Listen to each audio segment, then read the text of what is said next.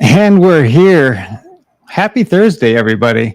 Now, I don't know about you guys, but this week for me has gone super, super fast. Um, Started on Monday, and things have just been going like crazy here. It's already Thursday, almost Friday. It's pretty crazy. I'm going to be here. Stand by. I got to turn that off. I can hear myself in my ear. That's no good. Okay, that's better. So now I'm live. But it's almost Friday. We've got a lot going on, and then the weekend we're doing all sorts of beach stuff. If you guys don't know, already moved to Florida. We've been here for about a month now, and super digging it. I've been smiling the whole time. Just today, I'm driving around, and I thought, what did I do to deserve this? This place is pretty awesome. I'm gonna go to the chat here. We're waiting for. Oh, we've got Jude. Yeah, dude. Hey, what's up, Steve? How are you, man? What's going on, man? Happy Just almost talking weekend. about how I thought this week has gone by super fast for me. I don't know about you or anybody else, but man, it was yesterday, and it's already almost Friday, so it's pretty awesome. No, I get that. It does seem like it's going by really quick. It's been long, but it's quick at the same time. I don't know if that makes any sense.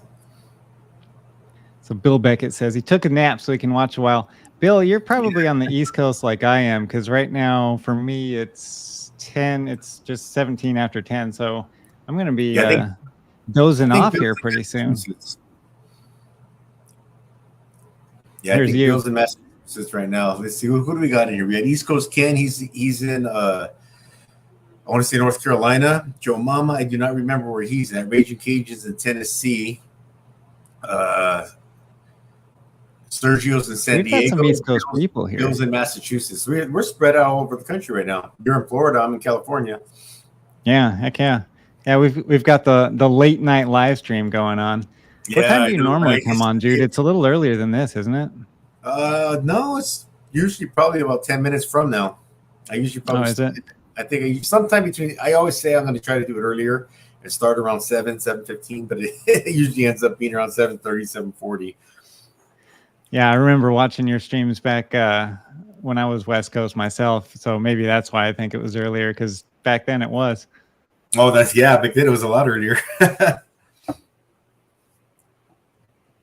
Yeah, sometimes if I was working at night, I'd have to just listen to the live stream. So I was lurking. I wasn't doing many comments or anything like that. I was just listening and driving at the same time. Now, here's someone that does some of that. Raging Cajun, what's up, everybody? Hulk smashed the like button. So Raging listens while he's driving. Yeah, he sure does. Raging participates while he's driving. Yeah, I've seen him with the red light on right over his head there. Some of those Kenworths still have the red lights. That's kind of an old feature. The newer trucks, they just have LED lights in them, and man, it lights up those things. You can't see out the windshield when you're doing that. Joe Mama. So how's work in the new state? Did you switch shifts? Are you still working overnight, or? Yeah, no, I'm working day shift now, so that's pretty awesome. I like doing that. Nights, it gets old. If anyone's worked, the second shift or third shift or whatever, it gets old. Your schedule is different from everyone else in the house, and you're tiptoeing around while they're sleeping, and then they're trying to tiptoe around while you're trying to get some sleep. So it's way better. I'm having a much better time now, working days. And out here in Florida, man, it's fantastic. Get up in the morning and it's just a little bit cool. It's starting to cool off, maybe high 50s, low 60s. So it feels really good. And by afternoon, the sun's out and it's in the 80s. And man, it's just beautiful out here.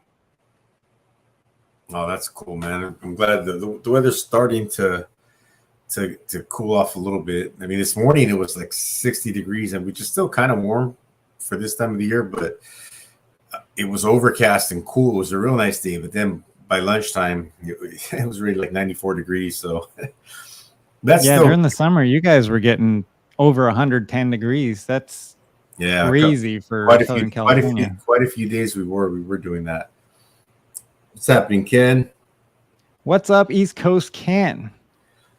I don't know And if you're Bill familiar. Beckett. Oh yeah, Bill Beckett says he lives in Massachusetts, so definitely East Coast. Okay. M. Lizers in Connecticut. Oh, a couple of New Englanders right Yep. there. All right, so we got some late night folks going. Oh, Bakersfield. All right. Bakersfield by the sea. What's that? Oh, dude, you're not too far from me at all, man. I can be in Bakersfield in a couple of hours, I think. I've been through Bakersfield, not by the sea. Out in the middle of the desert. Don Kaiser, what up? Kaiser. Hey, Surrey. I don't know. Is he talking to his phone? Hey, Surrey. If you say "Hey Siri" while you're on a live stream, does everyone's phone just blow up all at the same time?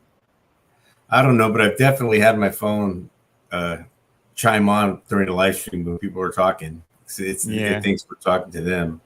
Hands on mechanical. I was just listening to myself on the on the live. I had my earbud in. So, man, congratulations, Hands on mechanical, years, dude. That's awesome, bro. Yeah, that's really, really cool. I watch pretty much from when I got home from basketball practice that day. I watched like the last hour or so, hour and a half. You were on for like 3 hours, a little over 3 hours, and then I went on the next day and I watched the beginning. Well, most of the beginning. I think I did watch pretty much all of it. But man, you had a good show. Yeah, thanks. Yeah, it was a good time. I was able to give away. Matter of fact, I just got a message from Scuba Stevo. He says he got his ratchet. So JD Tico, man, they work fast. Scuba Stevo won the ratchet right on. That's awesome. Scuba Stevo, he won that. So he got the ratchet, and Nick threw in a socket set to go with the ratchet. So he picked a 1/4-inch ratchet. Okay. He already has a 3/8, so he picked that 1/4, and I'm guessing Nick's going to throw in a 1/4-inch socket set for him too. So pretty awesome. So pretty awesome. He got that, and it's super quick. If you didn't have a cordless ratchet and you had a choice 1/4 and 3/8, what would you choose? What would I choose? I think 3/8, just because everything I have, like I've got so many 3/8 sockets. But I tell you what, though, I've got both 3/8 and 1/4-inch air pneumatic, the snap-on ones, and I find myself using that 1/4-inch.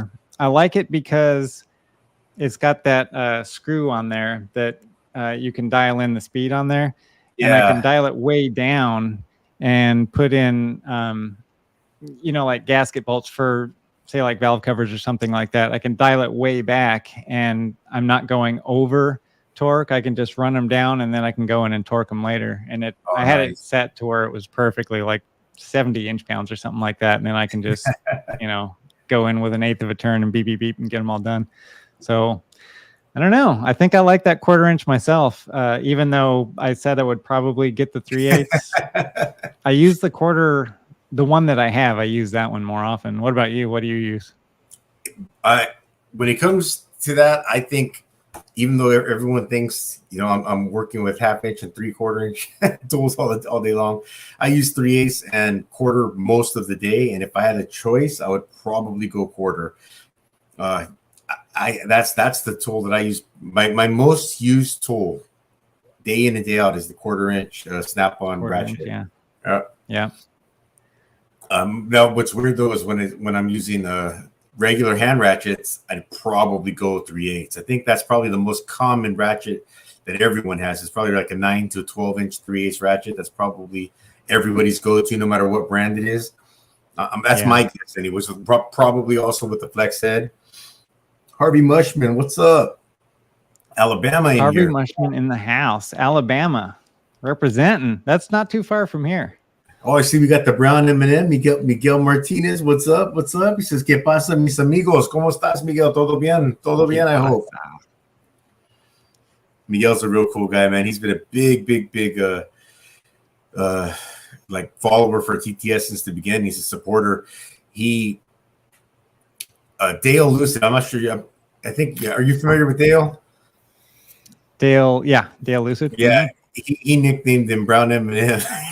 Or it was either him or Jehu, I can't remember, but one of those guys nicknamed him Brown M&M. It was and it just stuck. It's funny because Edio Tech and he has a stream on Tuesday nights called The Council, and if you get a nickname on their channel, it pretty much sticks. You know, that's it. You got to do it. Ed speaking real quick one day sounded like he said Power Stroke Jude real fast, and Dale Lucid was like, "What'd you call him?" And ever since then, I'm PS a Chew. Like Pikachu. Yeah, PS a Chew, PS a Chew. I think Gary Craftifer, they call Gary Craft Cheeser. There's a few that's like Joey Preciado became Joey Fish. What's up, Anthony? Anthony GM85 in the house. I haven't got one yet. How about how you doing, Jude? Good, thank you. Got to come up with a name for you. The Chef. How about the Chef? That's only on Sundays though.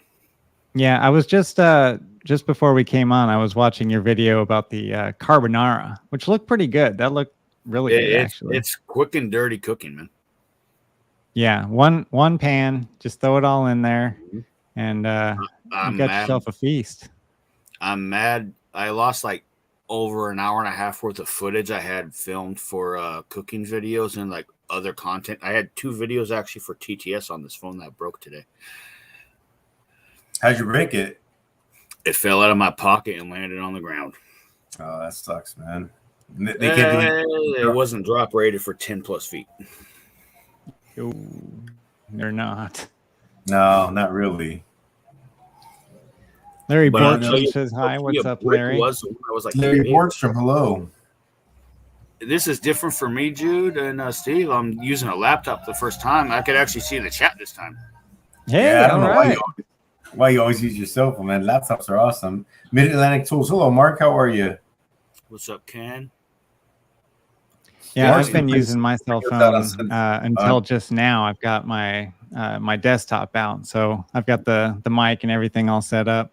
But yeah, when you're on a phone, that's it. You can just see the guys and that no chat, no nothing, and you're staring like that big, you know, each picture. So this is way easier. I came home, I scrambled, I reset like 3 to 4 different passwords to get into each account, Instagram, so I can message with you guys, my Google stuff for YouTube and everything. Hey everybody, it's Ed the Old Tech Guy in the chat. What's going on? Happy Thursday. I said I was going to. Did I do how did that sound? Did that sound good? How I had to do it. That's pretty good, man. That's you did it. You did it proud right there. Yeah, I'm in competition for the best salutation for Ed the Old Tech Guy. West Texas. So hands-on mechanical. West Texas. That could either be mountain or central. Texas, pretty big state. Yeah, that's where Miguel Martinez is. Who else is here? Is Texas? Is it Larry Borgstrom's driving all the time. I'm not sure exactly where his home headquarters is. Joe Mama said Bakersfield. Ed is in Chicago. Yeah, that's what's so trippy about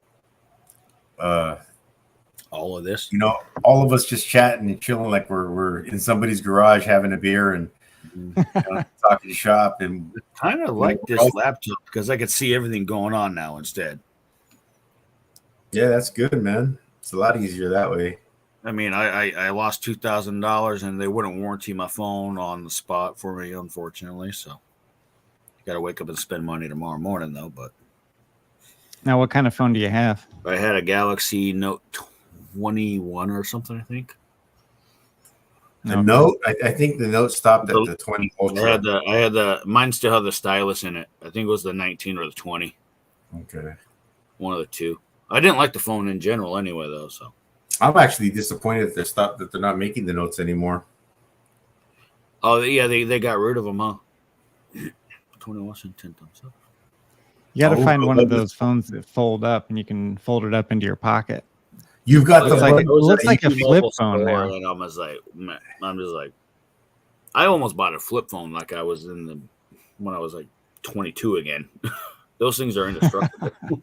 Those things are great, and they go in your pocket, but you can't do any of this on there. Those things. No, unfortunately, no. They're texting. I remember when email came out on the flip phone, and that was kind of a big deal. You could actually check your email with one of those things. Yeah, you can do it like sparsely. I remember my coworker, She works with me. I asked her how old she thought I was. She's like, you look about 40. I'm like, damn, that one hurt. My other coworker thought I graduated from school in 85. And isn't that the year you were born? Yeah. You were born in 85. Yeah. You're a youngster. I'm 37. Okay. But these guys are hitting me with this. I'm like, I'm not teaching you guys anything anymore. I'm done teaching you guys. Are you the vet in the shop? More so, like yeah. the old timer sort of. Pretty much. The age range under me is 22 to 25. Gotcha. Yeah, they're pretty much kids. Photos for a TTS thing I wanted to do on like what my role is and things I do outside of just wrenching in the shop. I lost a lot of stuff. I could replicate that very quickly though. Because some of the cooking stuff too. The cooking stuff, that was a whole almost hour and 20 minutes of footage lost. That sucks. Because it's a way to make a 24-hour bolognese sauce. A 24-hour, so like you're slow cooking that stuff. Mm-hmm. Yeah, I've done it 6 hours. I've done it 8 hours, and then one time I started doing 24 and 12 hours, and it's on point. Awesome, man! If you lived I lost here, so much footage. I'm so sad. I'd be knocking on your front door right now. Yeah, I've got 3 hours of footage on my phone for videos that I haven't edited or uploaded or anything onto the YouTube. So that would suck for me too. Mm-hmm. Yeah, that's rough. It happens, man. It's part of being in the industry, so. Yeah, I've ran a phone over before, but this was way back when, before, like, it was actually a pretty decent phone, but I don't think they were anywhere near what they do now. What is the best for hard to get off oil filters on a video? I was told to get the right tools and won't have issues taking a socket set screwdriver straight through and spin it. Do whatever works. Yeah, unless it tears it. You're not going to reuse that thing. Just be careful if you puncture it, Anthony, because if you rip through it, then how are you going to get it off, man? Like if you tear it off, just got to be careful. I've done both. I've done that, and I've just torn it completely off. I have actually used so Ed, if you can spun it before. Yeah. So like either a chain wrench would work, and if you can afford to spend the coin, get a oil filter socket set. They're not cheap. The little cups. The little cups, and the set probably has 20, 25 pieces or so in it, and it's got a socket for each size of oil filter, and they've got 26 flats on it or 30 flats or whatever the oil filter has on there. It's designed to fit it perfectly, and no matter how hard it was to pull an oil filter, those sockets get them off for me every time. And they work well like in Hondas where you got to reach way back, like up in the back of the engine. You can put an extension on there and use it just like a regular socket. So that's awesome for me. If I have a situation like that, I definitely pull one of those out. And then secondary for that is there's the shallow sockets for the canister filters that are on the top of the motor. You want to get those, and they have the clearance. Don't go marring them up with wrenches and all that stuff. They're made of plastic half the time. Hey guys, real quick, man, we're going to talk some shop tonight. We're probably going to talk some tools a little bit too. Feel free to jump into the chat, but get each other's text, phone numbers or Instagrams if you guys want to argue in the chat. Argue amongst yourselves, not in the chat, please. Yeah, and moderators, watch for that too, if you would, please. Flex handle band clamp for the win. I'm not sure what Theo's actually talking about on that. Well, Ed was AWC Flex says the 3-finger oil filter sockets are good. I think Ed used some gear wrench pliers to get off of an oil filter. It was a big pair of their like water pump pliers, and then their version of the Cobra, maybe something like that. And if it works, it's the manual version. It's not push button. It's a slide jaw, I think. That's essentially, if you're going to use an oil filter plier, it's going to damage the filter a little bit too if it's too tight. So I think you use the fine tool. There's nothing wrong with that. The cups that Steve was talking about are probably ultimately the best set because as long as you have a straight shot at them, it's like using a socket. It's gonna lock on there and it's just gonna spin it off. So those are usually the best ways to go. I mean, they're pricey, but they're worth the money though. Oh, yeah, they are. I think it's Lyle that makes that set. At least the one that I have is made by Lyle, and I have yet to find an oil filter. I have a Lyle set, and there's the one. It even works on Harley Davidsons. Really, I've never worked on a bike. Huge bike, huge filters. Like one was like I think 3 inches around on a filter. Oh, that's something that you'd find like on a small block Chevy or something like that. From way back when. Bike had a big filter. Mm-hmm. Okay, yeah, I didn't get your email yet, Tarek, but I'll be looking forward to that. Get you the flashlight. Tarek won a flashlight. Tarek won something too? Well, how much? Yeah, he won a flashlight. On your live, you were giving stuff away, huh? Yeah, I didn't announce it to anyone before the live stream. I announced it during the live that I was going to get some stuff away. You should have told us you were having a live stream. We could have all helped promote it. Got you trying to get you all kinds of viewers, man. That would have been cool. Well, you got a good crowd. You just fell asleep. I don't think had you live streamed for that? I think I may have seen you once before, but I'm not sure 100%. I've done one. I did one other live stream, and that was for my 1 year anniversary for the channel. Okay. And I did a giveaway there, but I announced that I was going to do a giveaway. It was a Snap-on ratchet, and that went pretty well. It went to a good home, and this time I didn't want to announce any giveaways. I just wanted it guys. So pretty awesome. Couple of winners. I'm sure they're going to be pretty happy with their new tools. I don't have it here handy, but the flashlight was the Astro that has the charging dock, so it's a wireless charging. Pretty cool little flashlight. That is cool. That's the one that I've seen a bunch of times. You know who likes that a lot? Michael. I can't think of his YouTube channel right now. He does Monday, Wednesday, Friday every morning religiously. Flat rate. Yeah, flat rate. He loves that thing. He's always talking about that. He had some good stuff in the last couple of weeks. Yeah, he 3 times a week. I haven't seen him live though. Has anyone seen him live? No. He also has a secondary thing talking about computers and I think cigars. He's into computers. He likes he edits on some pretty heavy duty hardware. So I'm sure he's got a lot to say about that. I've never seen any channel but Flat Rate Master, but I think he's also got a third channel, mainly focusing on YouTube growth, like editing and I haven't seen that one. Stuff you can do to. I just got a notification from Mike Greasy Monkey. He said it's going straight to StreamYard, so I think you need to copy the link and paste it in your browser, and it'll pop up, and you can put your name in and stuff. Oh no! Don't put the link in the stream. No, not in the stream. I'll tell Mike. I'll send you the link right now. Hands on Mechanical says, "Hey, when all else fails, use an air hammer. That'll get the oil filter off." Oh, I used a hammer too many times in the last 2 days. My hands are hurting. Yeah, kind of. Using mine go numb if they vibrate too much. 4 to 10 pound hammer right here is killing me. Mm-hmm. And then the wonderful life of 24/7 R&D stuff. I'm really mad because I lost the video, Steve. Yeah, extract one of the smallest bolts I've ever done on a piece of computer equipment with a Dremel and a drill press. A Dremel and a drill press? Well, just to get it perfectly down in there? It's made by Dremel, though.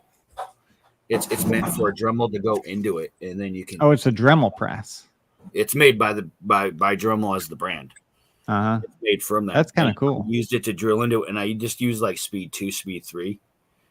Man, I wish I could have seen that. And then I'm gonna find a way to replicate this somehow. because it was. Is this at your home shop or at your workshop? No, this is at my actual job. Mm-hmm. And because the drill can go straight down, but then you can also turn it vertical this way. And I put a cutoff wheel and I cut a slit in it to get a flathead version on one because it was just crapped out. There's no way I was going to be able to drill, so I put a flat in it and I used a precision screwdriver instead. It was about like 7 minutes. I really wanted that one. That was a fun one. So was the head of it stripped out? Is that why you were having problems with it? You know, computer connectors that go in that have like the threads that go into the ones that link into each other, like a computer connection. Okay. Yep. Cable. It was one of those. Someone over tightened it and snapped it off. The plastic part. We wanted to take the old one out and put a new one in instead of buying new cabling. We're doing so many things right now. It's a joke. Theo says he's going to be here in just a minute. He's going to join us for the live here. So we've got, what's going on? I think, 2 more TTS techs coming on in just a few here. I'm also working on it. I learned how to work on a forklift this year too. Propane or electric? Propane. Mm-hmm. Brakes went to crap on it after 2 years. Those things, yeah. That was a fun job. It was a little orange Toyota. Yep. Yep. I ride the brakes on forklifts all the time if I'm using one. Just it was a fun gas all the way down and you control your speed with the brakes. All right, I think I got it to you, Mike. I emailed the link to the right email. Cass is in the chat. What's up, Cass? I'm kind of falling behind here. I got to find... Matthew, you do your homework? Huh? Raging Cajun's in there too. How are you doing, man? Bill Beckett, how are you doing? So you've got big oil filters on the screw air compressors. Those things are cool. I like, our shop has one and super quiet. It's almost like you can't hear it at all. It just makes a fan noise. It's awesome. That'd be nice. We can hear ours all day long.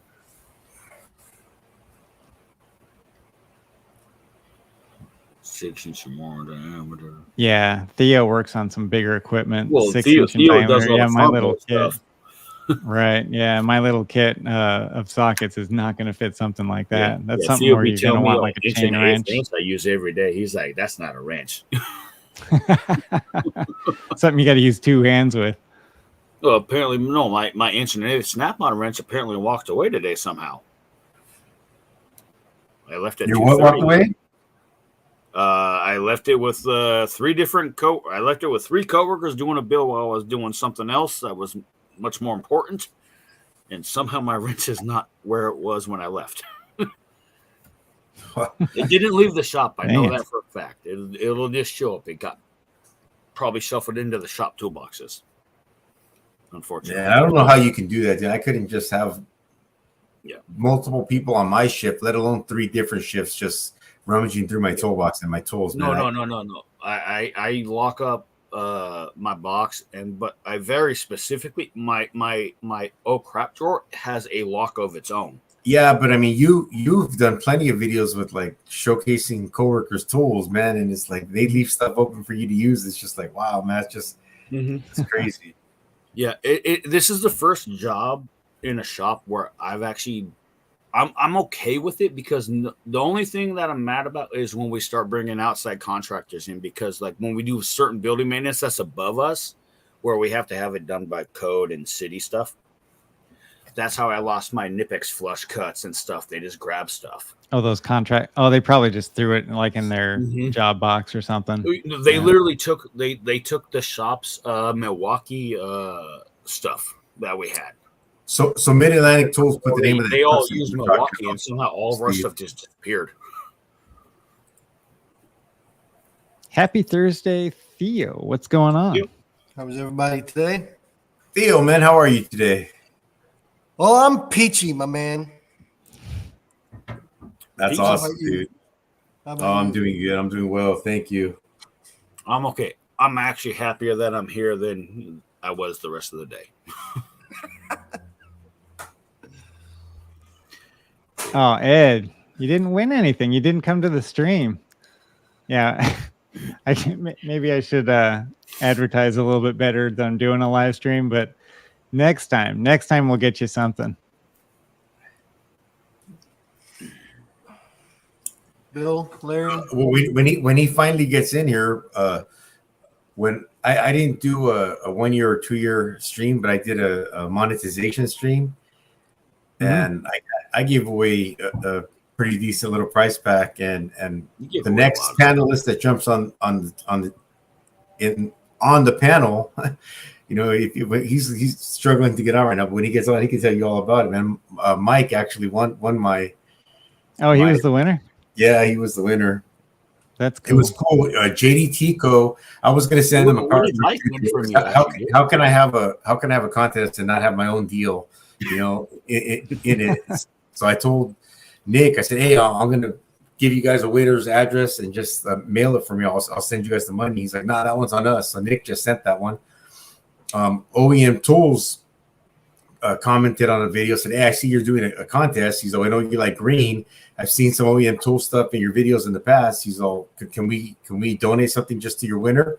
I'm like, "Sure." So I just gave them the address, and they sent him the silicone mats. Like the grippy mats. Yeah, they sent him a few things.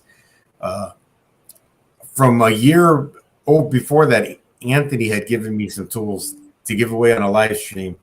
And I said, I'll just do them when I get monetized. And then he created a channel like, 6 or 7 months later. I said, "Dude, here, you give this stuff away. I'll send it back to you." He's like, No. I gave that to you, man. I want you to give it away. So Anthony had donated to that. I gave him a proto torque wrench as a big boy. Oh, sweet. That one was on a live stream, though, a regular live stream. That one wasn't given away as the monetization. Oh, that was that one. The rest, then I gave you the OTC gauges and stuff, right? Yeah, it was pretty good, nice stuff, man. And I threw in like a Mac knife good stuff for a kid to get started with. Yeah. Hey, Broken Dave's in the chat. What's up? He says, "Hello, ladies. How's everyone doing tonight?" Now, if you guys remember, I shared a text message that I got from someone, and he gave us like, I think 5 or 6 or 7 ideas that we could use for a monthly series. That was if it's not broken, fix it. He was the one who gave those suggestions. Okay. Yeah, he's been the videos I lost too, dude. he donated a video that he could have put on his channel and put it on Tech Stock and Shop once before. I think he gave us a toolbox tour. I believe that's what it was. He's a real cool guy. He's always one of the first people to comment or chat on all of our videos. In fact, it's hard to say because I don't know how many people are in the chat right now. Anyone have it up? But pretty much everyone that's in here, are maybe not every video, but not 2 or 3 videos go by without someone in here chatting on or commenting on our videos. And I know they all give thumbs up. I mean, it's a good group of guys we got watching.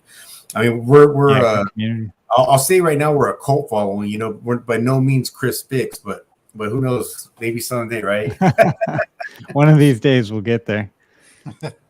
Miguel Martinez talking about a crazy ratchet from Snap-on Stubby that's got 2 3/8 drives. Has anyone seen something like that? 3/8 drives opening to attach extensions like a normal. It tightens and locks at the same time. I don't know. I'm trying to imagine what that looks like. I got it. Hey, so what was that? Theo's got a big enough toolbox. What was that devil's finger they were giving away? What is that? Yeah, that is a brand new. It looks like it's meant to go on the end of a breaker bar. It's a 12-point opening and meant to be used like a ladyfoot. Oh, okay. That's what I was talking about. I see. Cool. It's like a ratcheting crow's foot almost. I think that's exactly what it is. Yeah, it's and then you can just switch sides. Is it reverse? Yeah, it's reversible. Yep, it's reversible right here. So, yep. As cool Robert Tools with soles in here. Unless I can get it in 1 1/8. They're made by. There's actually it's actually the Blue Point, not Snap-on. Oh, that's okay. Our favorite hooker, Bocce, says, "Jude, it's a good group of guys here and one random hooker." Now I don't know if you know that joke, Steve, but Bocce, she's She follows Theo and me and Ed and a bunch of us. She's a real cool she's cat. every week. She's a crocheter. So I guess a nickname for a crocheter is a hooker. So A hooker. So Yeah, you're just talking about a hooker. It's either her or Shell. We have a couple cool hookers in our group. Wow. The crochet. We were just we were going through, what was it, like a farm to market kind of little expo they had here in town, and there was a crocheted booth, like where everything in there was crocheted. I think they've got a crocheted bikini. No one was modeling it though, sadly. Sadly, right? Yeah, the crocheted bikini. That's something new. I guess Mike is still having problems with his link. I gotta ask you, how was your first couple weeks in Florida with that hurricane coming in? Right. Yeah. So I get to Florida, and 2 weeks later, a hurricane comes through. That was pretty crazy. So I have family friends that moved to Texas, and the first time they moved to Texas in their first 2 weeks, they had that massive snowstorm, and the power in the house, and right, was blown straight out, and they were only there for like 2, maybe 3 weeks. And wow. you Yeah. What a welcome to Texas, right? Hurricane flew in, huh? Yeah. So we were blessed to. We're in Jacksonville, and the hurricane kind of went out into the ocean and passed us there. So we got a lot of wind and rain, but it wasn't any of the stuff that the people down south got. I mean, some areas were just devastated by that, and I saw a lot kind of got through it pretty easily. No one that I know of even got hurt. In our backyard, we lost a tree. It became uprooted, and I posted that on Instagram, a picture of that. The tree was uprooted, and we had to cut it. I was out there in the hurricane with a chainsaw trying to get the top of the tree just chopped off so it would not take down the fence, because the fence was holding the tree up basically. And so that worked. And then the other fence on the side of the house, that actually blew over, and it's completely gone. So, but that's all we have to worry about. No flooding, nothing like that. So we were quite blessed to not feel the full brunt of it. 95% safe. 95%. Just minimal damage, a little bit of labor. Yeah. And I got to meet my neighbors that way. So I was out there in the backyard, and my next door neighbor came over just walked across the fence, and we started talking, and we were cleaning up the fence. This is every year. Yeah, it's no big deal. Was he standing there? I don't want to minimize that for a lot of people who got affected by it, but for us, it wasn't that big a deal. No, it doesn't. It doesn't matter how big or how small. It still happens. Yeah, it was. If there's a massive earthquake, I want to know. Yeah, it was kind of a scary thing to, prepare for that. We've never been through one, so we didn't know exactly what to do. We have, bottled water kind of stacked up in the house, and some other provisions, and we've got sandbags piled 3 high up against the back door over there, because we've got didn't get storms like you did in you didn't get storms up in Washington like that, or not that would bring that kind of rain. No, the worst weather we would get would be like snow and ice, really. Nothing tropical like that, and really no wind. I mean, if we got 50-mile-an-hour winds, that was something we talked about. So yeah, that would be mild, definitely, compared to a hurricane. All right. Hey, house is still You didn't have the whole house sandbagged up, and everybody's driving by in the neighborhood saying, "Oh, that must be the new guy." Yeah, that must be the guy that moved here from Washington.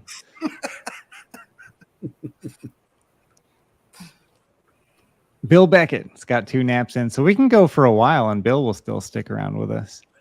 Oh, he'll be awake. Yeah, it's been one of those weeks. I was just talking about, for me, this week has gone by super fast. Like Monday happened, and then bang, here we are, Thursday night, almost Friday. Here comes Mike. There I am. Finally. How's it going, man? Greetings. Now you're in Central up there in Michigan, aren't you? Time zone? Mm-hmm. Eastern. Oh, you're Eastern time zone. Yep. Man, I got to look at a map. I thought that was definitely going to be Central. No, that's Eastern. Mike is only what 2 hours away from me, 2.5, somewhere in there. Somewhere in there. Yeah. Oh, do I hear collaboration? Maybe road trip one of these days. There you go. Go down there and see some of that farm equipment down there in Theo's shop. Right. I used to live in a rural area. I've seen my fair share of farm equipment. How's your new job Yeah. going? What's that? How's your new job going? And before you even get to that, how's your wife doing? My wife's doing great. Good. She's, Glad to hear that, man. Spicy as ever. Awesome. And your new job, you digging that? What's that? You digging your new job? Oh yeah, I like it. The pay's good. The people are good. I like the crew. Yeah, it's hard to beat. It's like a billion construction barrels between me and work. That's about my only hang up. What? Eventually it'll go away. Long drive to work then. Construction barrels. Oh, Road construction. Michigan has 2 seasons. Michigan has 2 seasons, winter and construction season. Right. Yes, I know that very well. Yeah, around here, not that much different. Same for you, Steve, you said? We get it all year round here in Florida now. So yeah, we've got a lot of construction going on right now on the freeways and everything, but they work pretty fast. So I'm looking forward to that being done. The freeways here are actually pretty good. They don't work that fast. Machi says crocheted bikinis are very common. ooh. Not around here. I just saw them. I wonder where they're common. In Shell's neck of the wood. Or, Maybe it's if you're like in colder Machi's. water, it'll keep you warm. You said you're in Florida, Steve? Yeah, we just I moved don't here know to why. Florida. Oh, okay. I was going to say, I thought you were in Washington. Yep, we were, and we didn't want to spend one more winter down there or up there, so we came down here to Florida, and it's 80 degrees every day, and we're loving it. So you're officially a snowbird. So I guess that makes me a snowbird until I spend both summer and winter here, and then that makes me a Floridian. Hopefully, maybe they'll give me Yeah, an I guess ID that's card true. that says that. What area are you in down there? Well, we're in Jacksonville. Oh, okay. Yeah, so right up in the north on the East Coast. So Jacksonville Beach and Atlantic Beach is where we've been spending some of our weekends.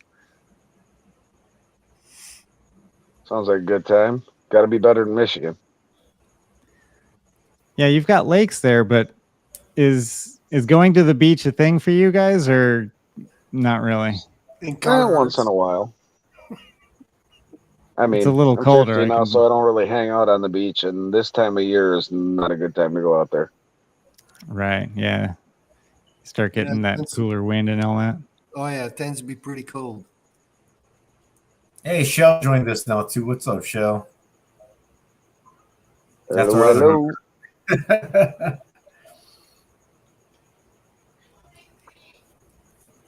Is Shell the other hooker? Yep. Yes, that's her. Okay. I Now see our the- set of hookers is complete. yeah, we got now we've got it. Shell and Bocce together, and Ken's in the chat, and Theo's on the panel, so they like to call them two trouble. The hookers call those guys trouble. So we got ourselves a wild raging one going right now. Uh-oh. Okay, know what I Justin want? Sturgill's trucks were out paving I-75, I-275. I haven't seen anything from him in a while. You know what I watched last night for the first time, believe it or not? Some Whistle and Diesel videos. Whistling Diesel's coming out with some crazy stuff right now. That it's got to be amazing the amount of money he puts into his builds. Yeah. and then he Yeah, just that tears the them apart. the latest Monster Max is Mhm. gigantic. I gotta check with that, two some, ranges. that out then. Innocent Bachi. That's funny. Yeah, man, but he seemed like he had a pretty cool channel, and I always assumed I'd never even seen a second of his channel. I just knew he was, some dude, in his 30s or 40s. The kid looks like he's 25 years old, man. He's a young dude. He is a young guy. He is married, but I don't think they have kids, or at least they're not telling us about it. He's probably about the same age as Mr. Beast, I would imagine. I only know about him from my coworker showing me a bunch of random stuff. Yeah, he Mr. moved, Beast. was Mhm. it to Tennessee or Kentucky? He moved a couple of years there. Yeah, he's kind of undisclosed a little bit. I want to say Kentucky might be where they're at. Yeah, it's one of the two, Tennessee or Kentucky. I can't remember which one. He had a bunch think of YouTube fans or followers or trolls or somebody finding out where he lives and, stalking him and a lot of stuff. So he's got to kind of be pretty secretive about where he's specifically located. He doesn't want to give out his address or anything like that. People can be kind of creepy. Maybe they- just a little. Absolutely.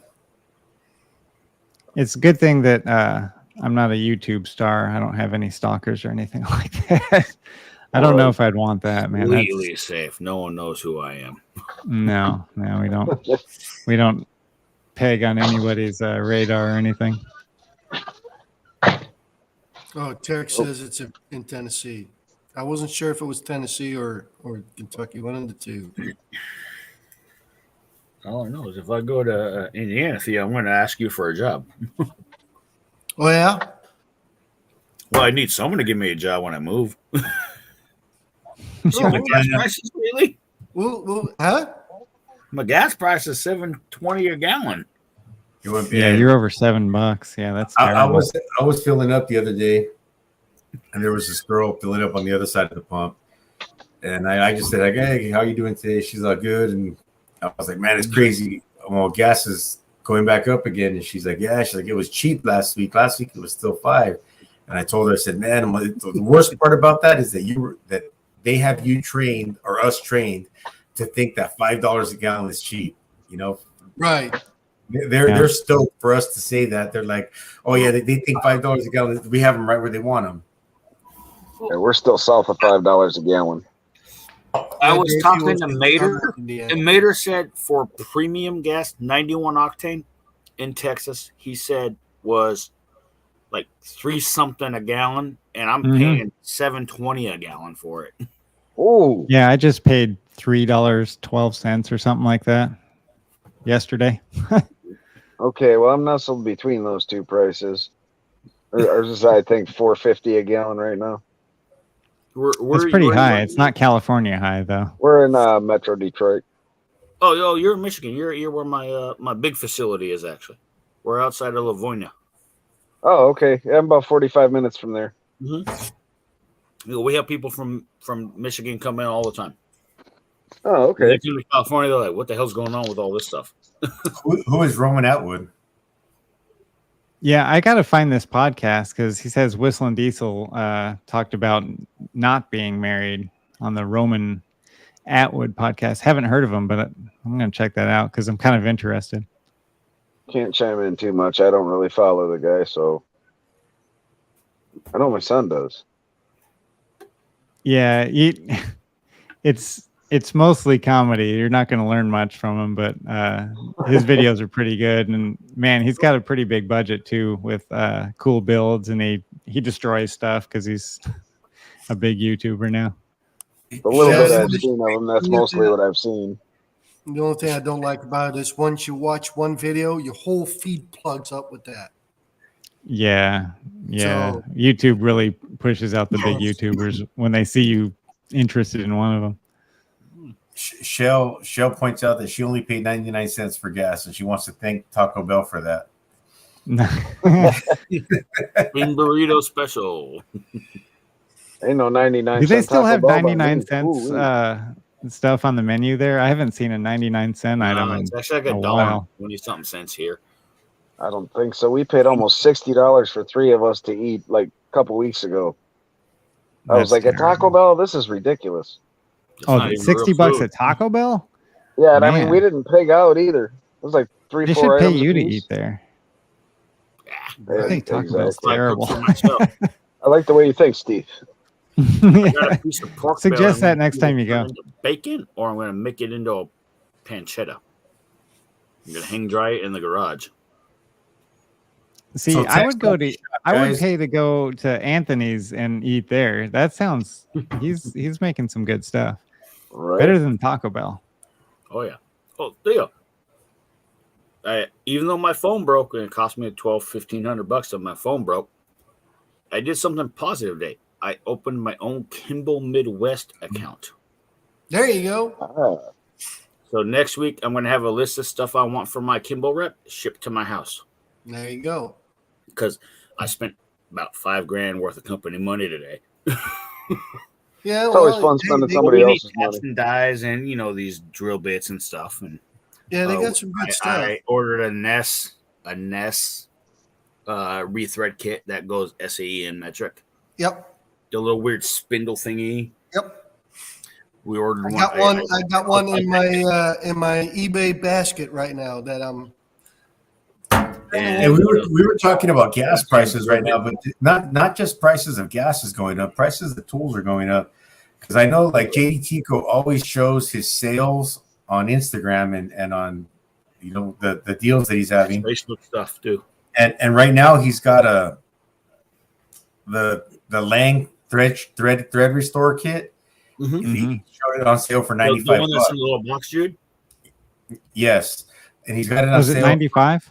He's got it on sale for $95. And I remember not long ago. That's a deal. Well, that's why it's on sale. And I remember not long ago, he had it for $79, Yeah. and he was comparing it to Snap-on being like $150 and saying Snap-on's crazy. But I'm like, man, now yeah, it's a good kit and Lang, it's worth it. But even the stuff that's usually less expensive is going up a little bit because 16. That's more than almost 20% price increase in a matter of months, and that's the sale price. I don't remember what I paid for it, but I don't think it was anywhere near $100. CTA it was has like one, I believe, right? $75 or $80 somewhere in there. Right. I know, like my Tech Angle torque wrenches. A couple years ago, I bought them. I paid $600 for them, and they're advertising them in the Snap-on flyer now for like $720. Yep, I got mine for like $5.50 about 2 years ago, and now they've gone up a lot. It's crazy. Oh, yeah. I was talking to Roscoe about that the other day, asking him if it's affecting business at all, and he said no. He's I don't know if people are making more money too or what the deal is. But no, he's really hasn't affected me that much. Well, it's only 2 extra weeks of $50. A 5-piece left-hand drill bit kit from Kimball Midwest cost us $200 today. But for that $200, and the extractors though. I like Kimball Midwest. We use them at work.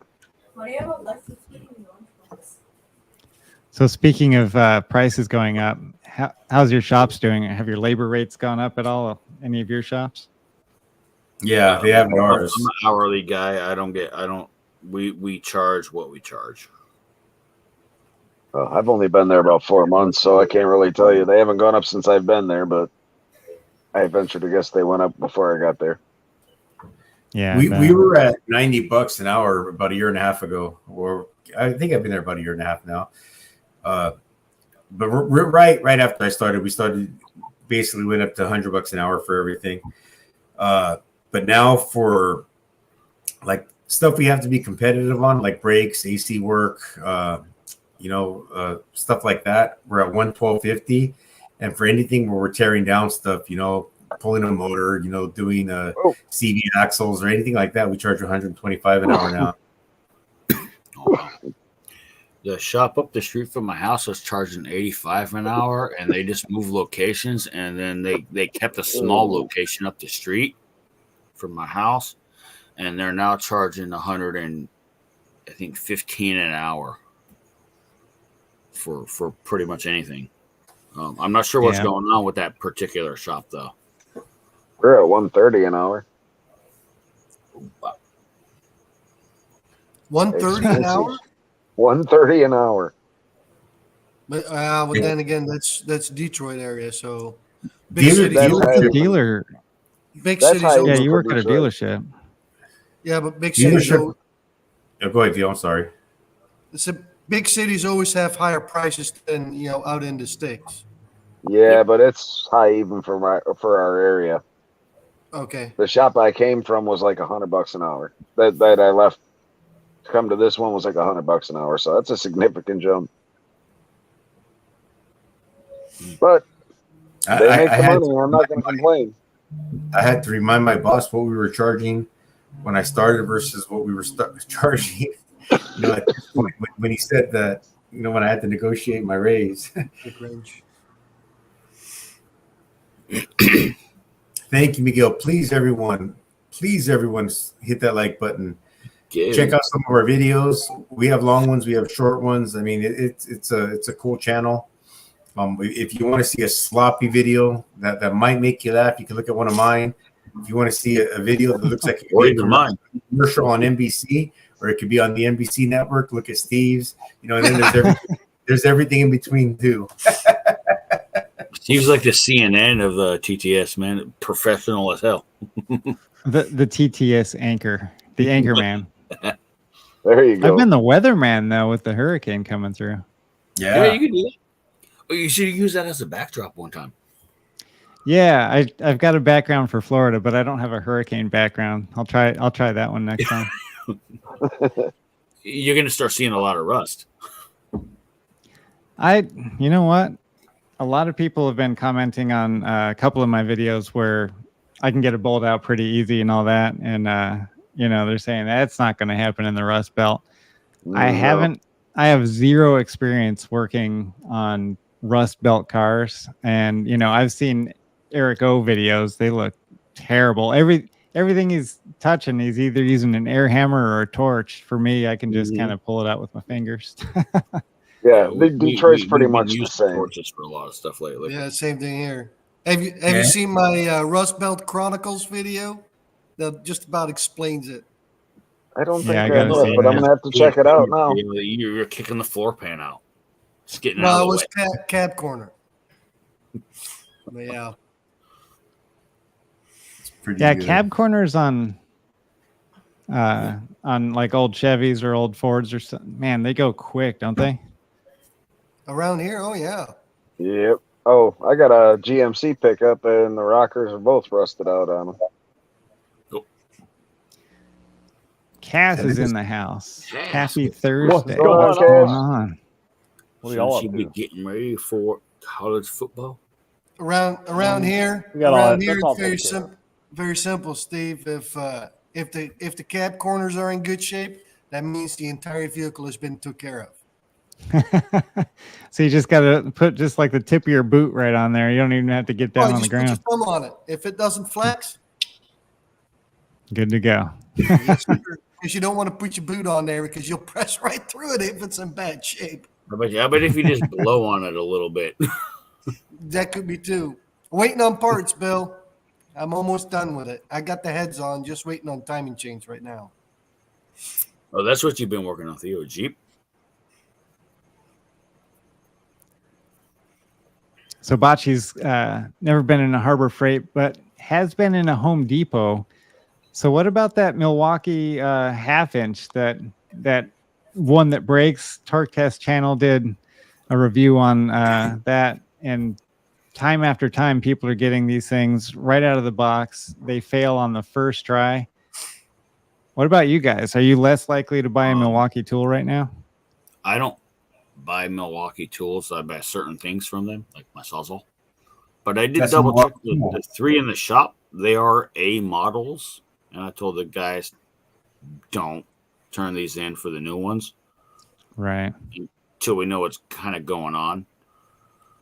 It seems like there's a pin issue or something with the gearing, is my understanding from what I saw. I saw Torque Test Channel even tagged JD Chico when saying they're just going to be selling A models apparently. Yeah, he came out with a video saying that he guarantees if you buy a 2767 over there, it will be an A model, not the B for bad. I'm Not surprised gonna people lie, I'm still. a Team Red guy. I'm still go surprised ahead, Theo. people are still buying them. I mean, I figured everybody already had one by now. Like Theo, what Yeah, you would would your think. opinion be about that? You're a big Milwaukee guy. Well, I think they're going to learn their lesson on going cheap. It's going to hurt them. Maybe the B model, they're going to put those on the Matco trucks. Right. Well, Yeah, they just it could be started that selling Milwaukee there. it could be that part of it is Home Depot pressing them on doing something cheaper on their stuff, or it's a supply issue, one to two. Inventory or something like that. Yeah, Could be a couple of number of things. yeah. Yeah, Torque Test said their parts list is shorter for this B model, so maybe that's got something to do with it. Like they're just trying to cut costs, or they're having issues getting supplies in that they need for the old model. I'm not really sure. Steve, did you watch that whole video from Torque Test channel by chance? Yeah. So did they actually disassemble the gun at all? Yeah, he did. He showed. Did they do a hardness test on the gears for each model? They changed where they had their No. planetaries. That's what they did different, right? The planetaries are Yeah, the they're original located in the design case, was yeah. the planetary was in a solid housing. it was in Now, the with case, this right? time, Right. It's just a single housing with a pin and then the planetary gears, and it's the pins that are snapping off. Apparently, The pins might be too weak. it's the same pins as they had before, but there's no plate on the bottom to hold them in place. Something happened then. So Mid Atlantic's saying, you've heard all the stories about the bad ones. How many good ones are out there with no problems? Well, Hey, on that tell video me- that we watched, there was one customer at Home Depot. He went through 7 of them, opened the I box, saw that video. brought the manager out there into the parking lot, put it on his lug nuts, and broke 7 of them right there in front of the manager, all in a row, without finding I one. saw that On video. his own truck. Hey, and for Yeah. for this comment that's on the screen, tell me you sell Milwaukee tools without telling me you sell Milwaukee tools. I'm just teasing, Mark. I'm just teasing. Mark's got a pretty cool channel, man. Yep.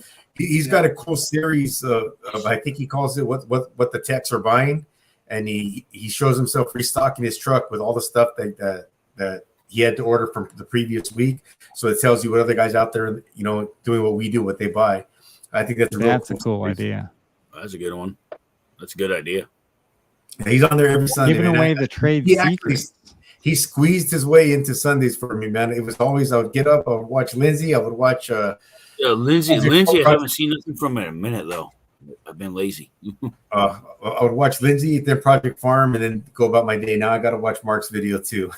There's 3 Sunday videos now. And then I got to try to do my best to make sure I'm home by 6 o'clock so I can at least comment on Theo's video on Theo's live stream. 6 o'clock my time. Who's that guy? Every Yeah, Sunday? if you've got the A, hang on to that.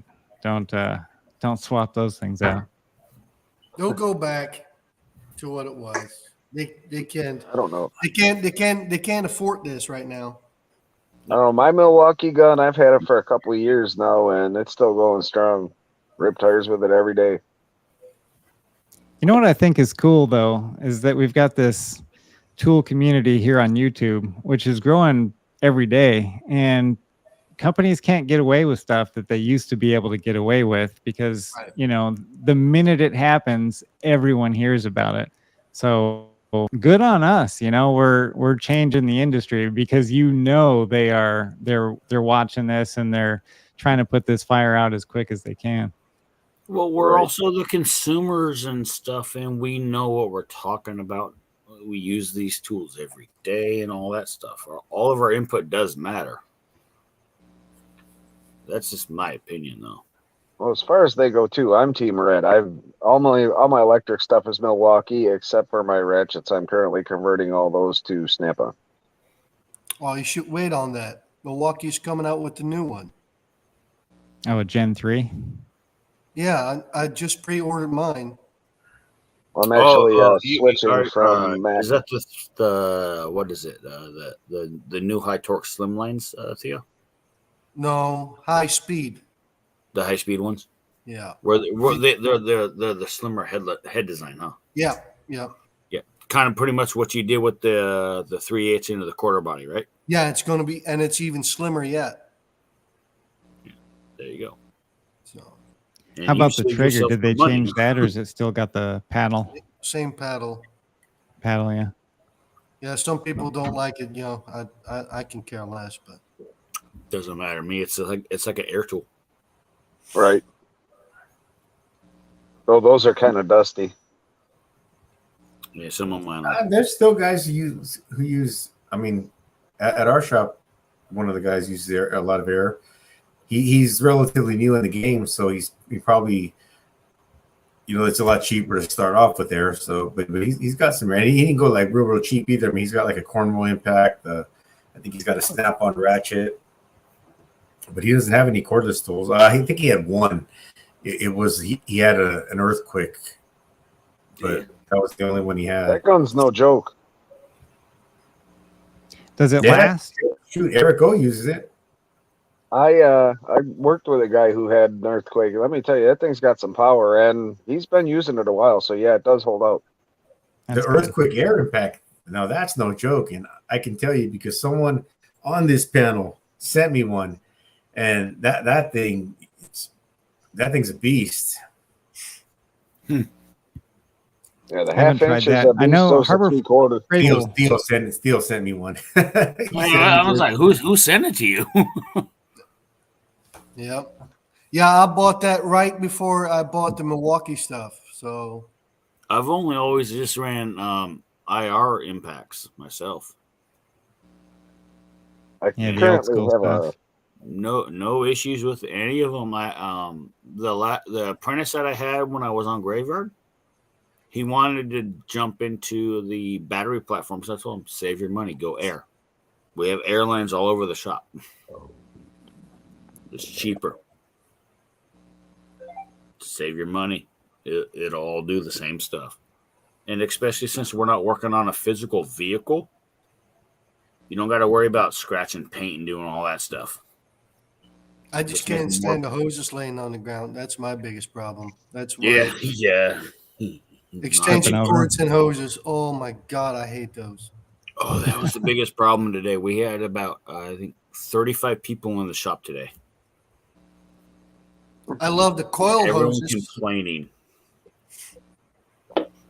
So you have like extra premium. shifts coming in, or what? What? Did you have like an extra shift come in? No. These are customers, clientele, engineers from the manufacturers we deal with, and everything. And they're Bunch of complaining people about walking how through we all your do things, stuff. and they're the whole big problem. Don't use an impact on this. Do this by hand. Do this this way. But then we've been doing it a certain way for so long. This is how we do it. And all of a sudden, they're like, here's a torque spec that we want you to try. Just random. So your R&D also. That's Oh, my that's 100% what Anthony is. He's R&D for electrical motors. That he can't tell us the companies that he works for, other than that's it's why my not shirt is Tesla. on backwards right now. The only thing he can tell us is it's not Tesla, because he said he used to work for Tesla. I'll tell you But right he's working on the future of the automotive industry as we speak. Well, not as we speak. As we speak, he's working on a cup of coffee. But Me too. Yeah, Larry Borkstrom's like me. Still use air tools because they're more reliable and cheaper to use. They're a lot cheaper to use. Yeah.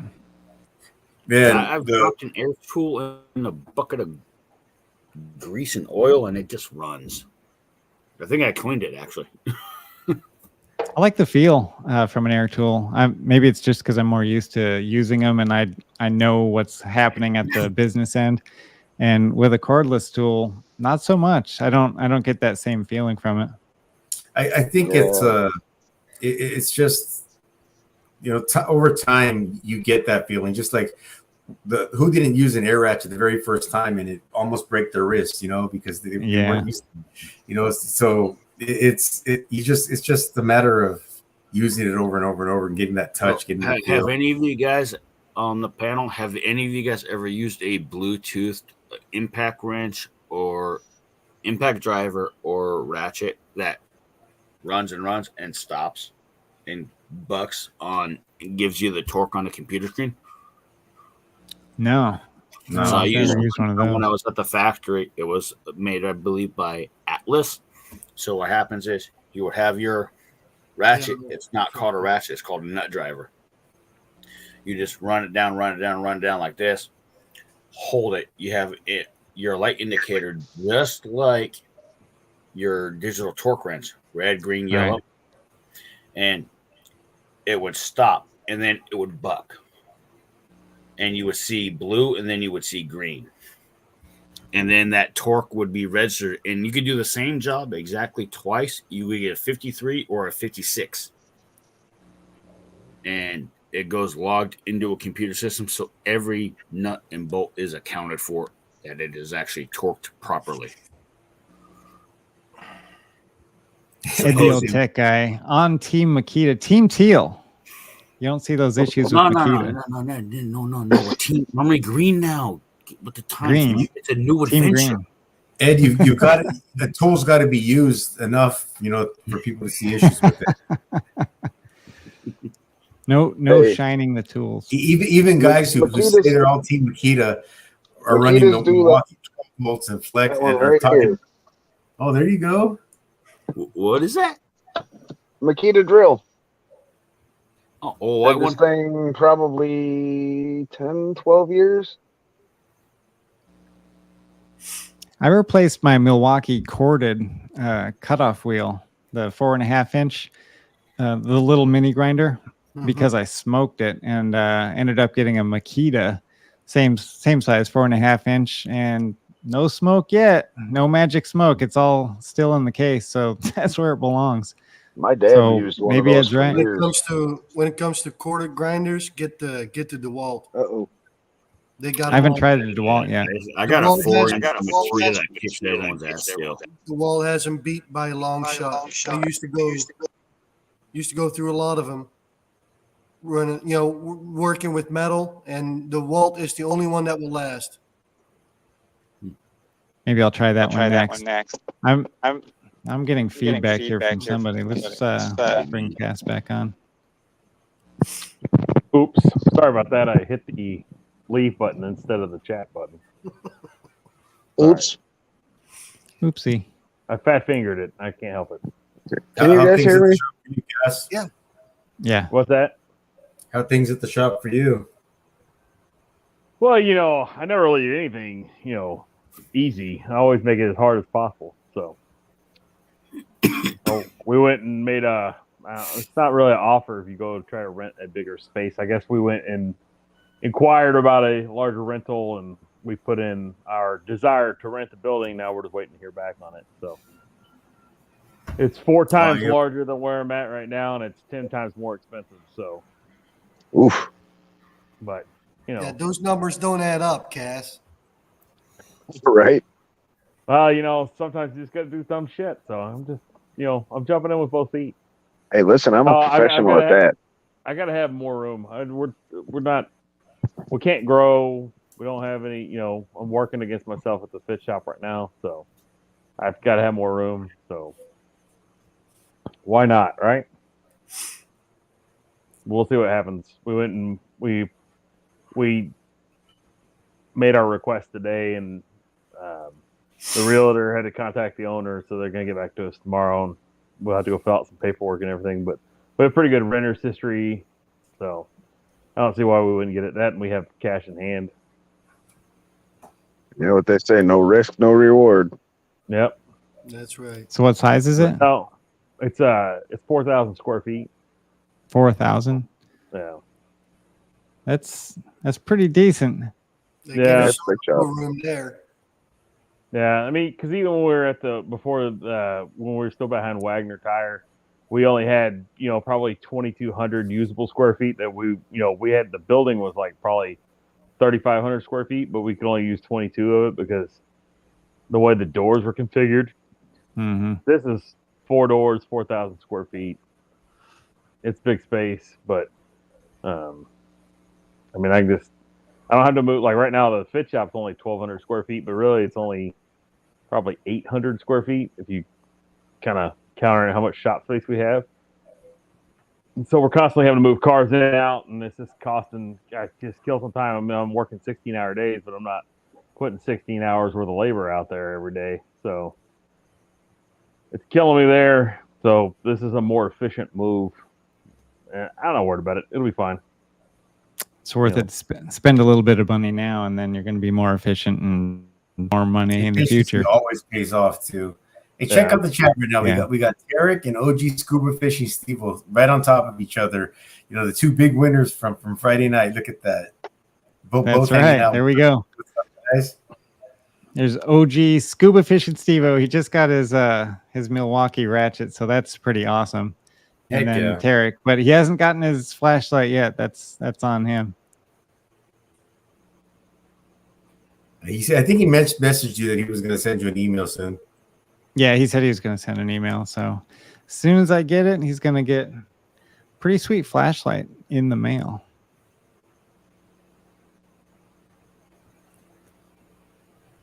I like let's go back to Ed, the old tech guy. He says, no, Makita is the truth. They last and last. So I'm hoping that's true.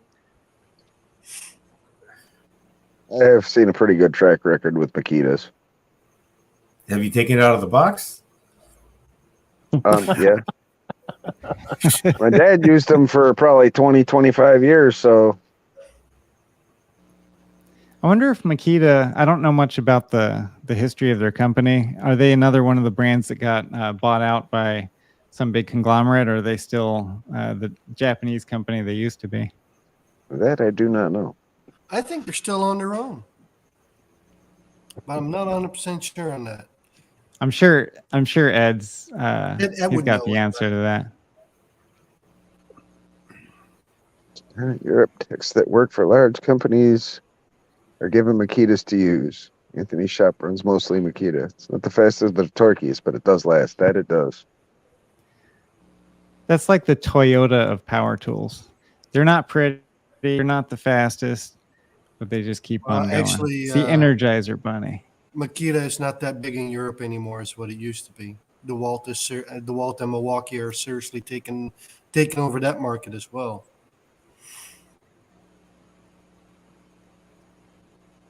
Or you can go to Harbor Freight and get the is there a $9.99 grinder at Harbor Freight? I don't know if I would trust a $9.99 grinder. Maybe you can use it a couple times before. Yeah, probably lets just the like a smoke out. condom. Use it once and toss it. Yeah. I actually you don't have to clean it. You just throw it away. Those are the grinders that used to come with an extra set of brushes. So whenever the grinder would wear out, you could swap out the brushes, and then you'd get like another week of use out of it. Yeah, that's why. Another why week. you only got one disc. Right. Yeah, once that wheel is gone, your grinder's gone too. Yeah. It doesn't even come off. It just comes with it. You know what, though? Harbor Freight has the Daytona Jack, and I think they're still making decent ones, aren't they? The yellow one? I got two so of those. far, that's pretty impressive. Do you like them? I like mine. That's why I got two of them, because I like them that much. I bought one to replace my old Napa one, and I liked it so much that I got rid of all the other jacks that I had and just bought another one. Do you have the yellow ones? Yeah. Yeah, because now they've got all green, blue, red, whatever. And I think I've heard from somewhere, I don't remember where, that the other colors, the non-yellow ones, are not as good. But I don't know that to be true. We got a black one at work, and it's pretty good. I think the yellow ones are the only ones with the double pistons, just like the Snap-on floor jack. Okay, so it'll go up in like 2 pumps or something like that. I don't know if it's 2 pumps, but Nah, it's not 2 pumps. But we have the yellow jacket from Northern Tool. but Which I'm people- sure they're the same Yeah. jack as the Harbor Freight and the less expensive Carlisle one. I think they're all the same. An answer from Ed the Old Tech Guy says Makita is a family-owned Japanese company with factories all over the world, including the good old USA. You can't forget about good old American ingenuity. So yeah, Japanese company. I think some of their good old school tools are all made in Japan. Heavy for professional use. Those I remember. My father-in-law had some Makita stuff back when he was in the trades.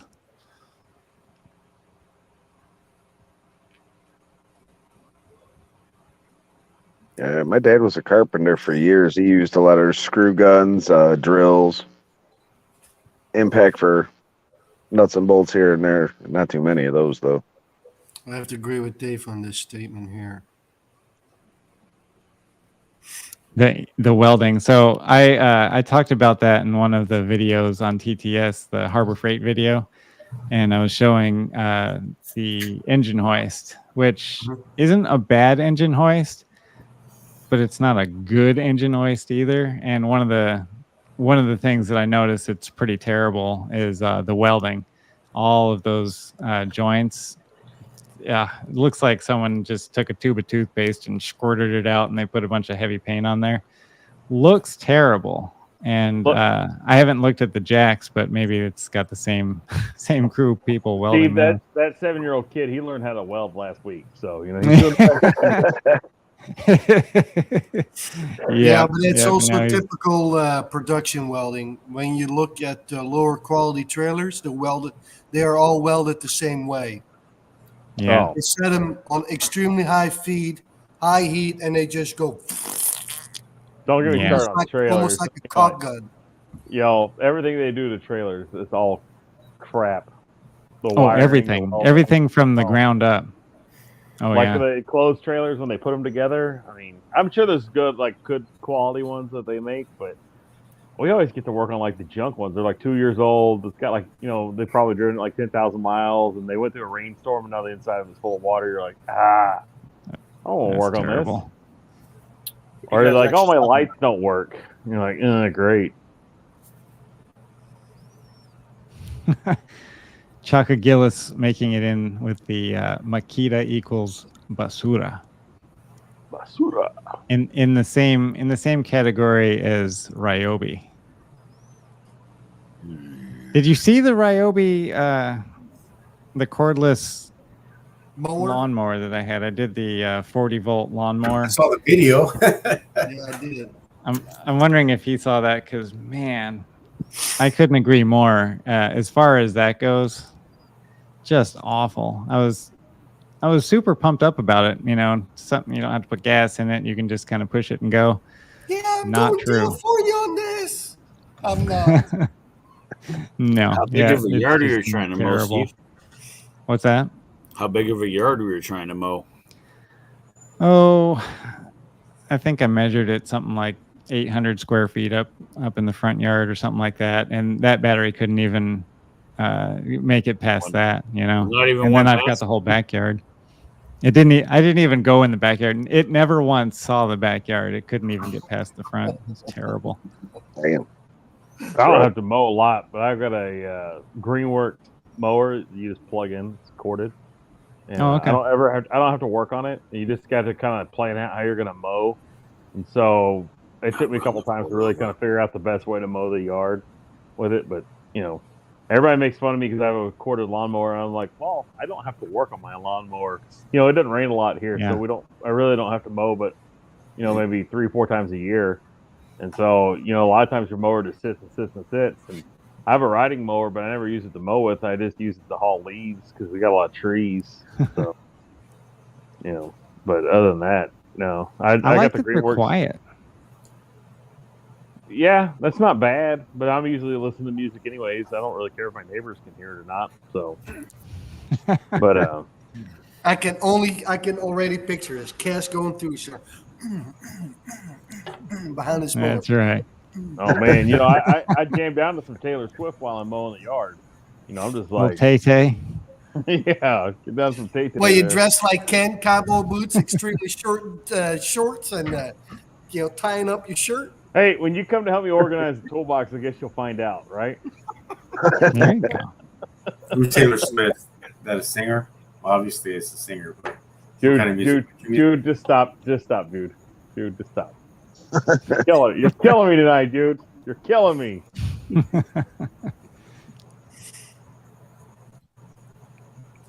Okay, so I got a question for the panel here. At least those of us that work in the automotive industry. Does the state you work in require certification No. to wrench? No. Just No. me? Well, you've in California, Jude. You've got the what is it? The bar for Yeah, we do have bar. Yeah, we have the bar, but you're not required. You don't have to have the ASCs. I have my ASCs, but you don't. And then what's You used to. I don't know if you used to have them or if it just helped a lot. But when I worked at Ford, I had my ASCs, but then I never renewed them because as long as I did my Ford classes and took my Ford certifications, I didn't need the ASCs to keep my engine master smooth. What about for smog? Don't they require some sort of certification for There's that? an L1 class. Yeah, there's a few classes you have to take to get an L1. Yeah, This one I've never actually done. I've never been smog certified myself. What So about does you, that Jude? mean you about just brake lap not? for you, Jude? What? What about the brake lap certification for you for salvage vehicles? Oh, if you want to do a salvage title, Yeah, so you certify a salvage vehicle brake that laps maybe has tweaked frame or blah blah blah. they don't look. We don't even really look at the frame. It's called the brake and lamp. You look at the brakes and the lamps pretty much. Yeah. I did that test. It took me 2 times to do it. Second time I actually passed it. It's a big ass. That's an actual tough test. Well, there's 2 separate tests. There's the brake test and the lamp test. You can get certified in one and fail the other. But yeah, those are actually, from what I've never taken those, but I've heard those are pretty tough tests. No, they're 100+ questions. When I did it, it was anyway. Jesus Christ! So you got I know. Mike in Michigan. What's that now? So you got to be certified, or what were you Yes. saying? State certified at least. You can get ASE certified too, but as far as for Michigan, you have to be state certified even if you're ASE certified. But if you have your ASE certifications, you can go into our Secretary of State, which is like your DMV, and they'll, as long as you pay the fee, they'll give you your certs. You don't have to test for them. It's a bypass. Oh, so it's a money game. Pretty much. Mhm. Yeah. Laws are Well, I'm different. smog certified. There- look at that smog! Wow. Yeah. You smog diesels?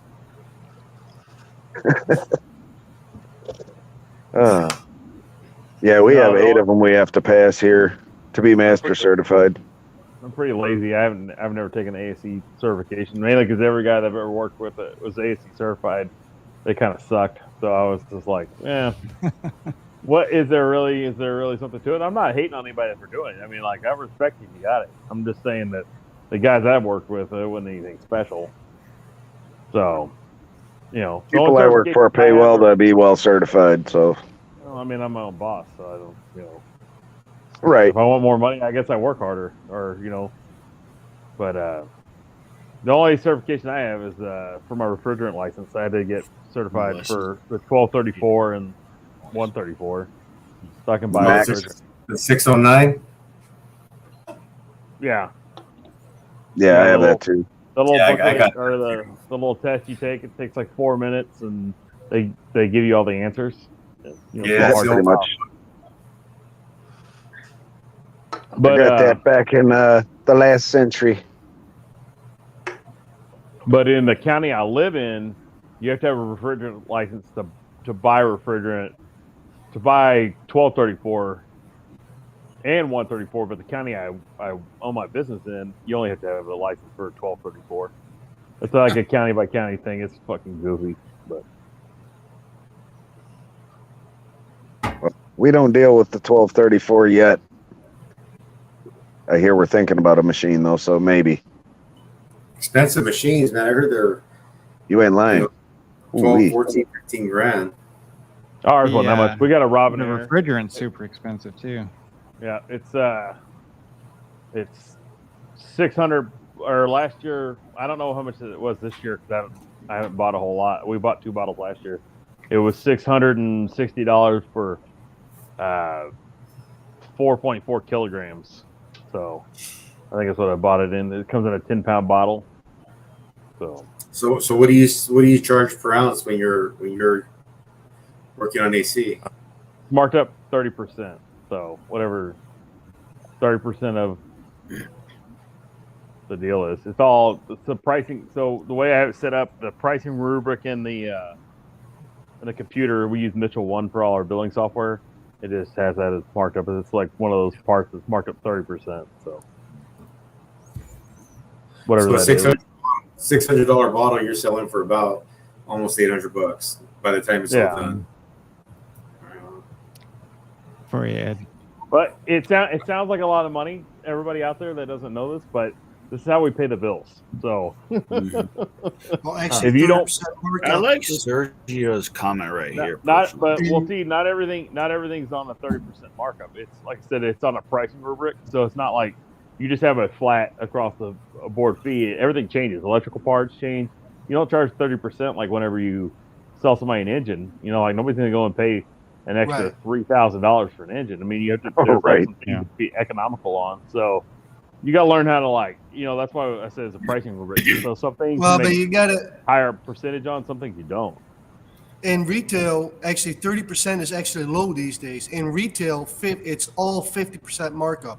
No matter what business, tool business, Yeah, that's clothes, what whatever you can think of. In retail, markup is 50%. They don't do 30% anymore. That's a thing of the past. That used to be 10 years ago. Yeah. No, I just know that the refrigerant for package, 30%. Right. We have other stuff that's higher marked up. It just depends on what it is. So,